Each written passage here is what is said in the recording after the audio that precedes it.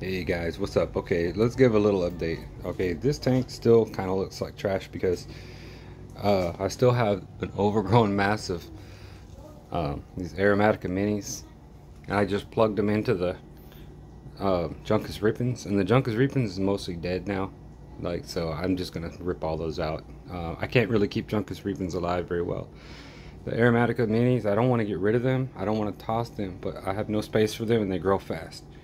So I don't know if I'm gonna do something maybe in the back corner here or something with it, but this is a little overview of the 38 gallon right now. See my little keyhole cichlid. I don't know if it's a boy or girl, but I call it a he. His fins look like a male, but he's getting pretty big. Like, I didn't think he was really growing, but I went back to my local fish store where I got him from and I saw the other ones in the tank that I got him from, and I didn't realize he was almost twice as big as they are now. Got this little bag of rocks. My local fish store is great, man. They had this Aqua Zoo, Webster, Texas, like Houston.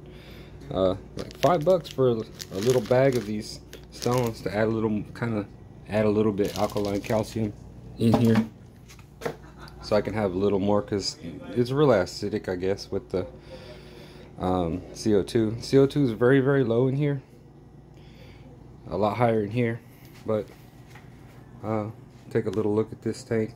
I lowered the light cycle back down. I stepped it back down to a previous light setting, because when I first got this Chihiro's light, I had the light setting pretty low, and then gradually I made a new setting every 2 or 3 weeks that was a little bit higher light, and I decided to step it back down. So I put it about 2 settings back that I had before. I still have all my old settings, but yeah, I stepped it back down about 2 settings.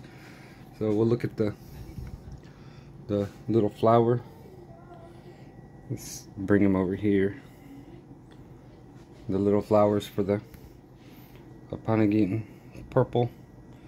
So this one I pollinated with a brush, and you can see they're growing into pods, which is good. So we're gonna have some little baby plants in a while.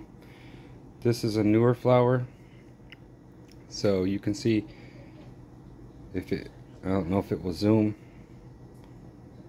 See if I can focus. I don't know if I can focus it. See the little dark look like little dark kind of dots on the top? That's where the pollen's coming out. And I just take a damp paintbrush with soft hairs, and I just sort of brush up like this, and then kind of brush down and around it, just brush it around, and I'll pollinate it. So it's starting to get here's the little flowers, the little flower buds, and I've been doing a little pollinate thing every day on it. So they're starting to get a little bit of their purple color, so they're going to make more pods. So that is the little flower buds. This aponogeton SP purple, this is the one with the flowers.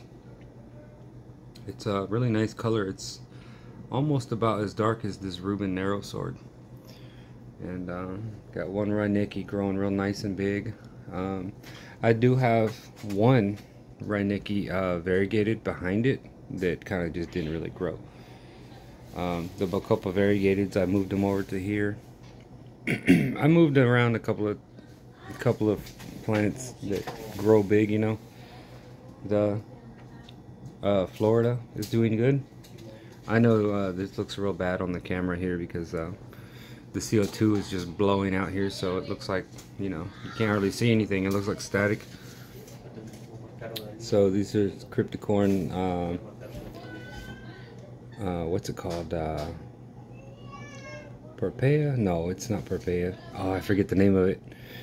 But yeah, I got this from one of my friends, and it's a nice plant. It stays green.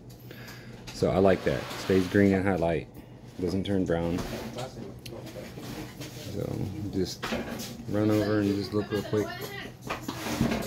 That's about it. That's the tank. Looking good.